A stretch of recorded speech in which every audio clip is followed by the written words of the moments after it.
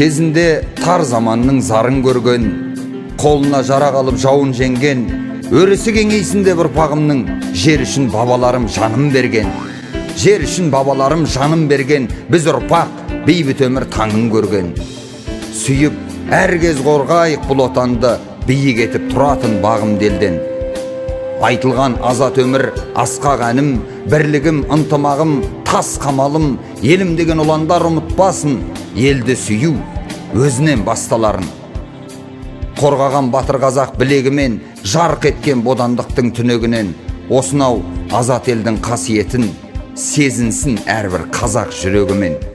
Кең жерім қазыналы ғажап едің, көңілім әппақ қардай таза менің. Жалғыз отан бар бізде, жалғыз отан, ол менің қабырғалы қазақ елім. Көрсетпей қызғанышын, бөтендігін, жеріме таңғалады шетел бүгін. Өзіміз ұмытпайық қазақ жері, өзіміздің меншігіміз екендігін. Осы көп болса бір 5000 аса ауыл бар шығар.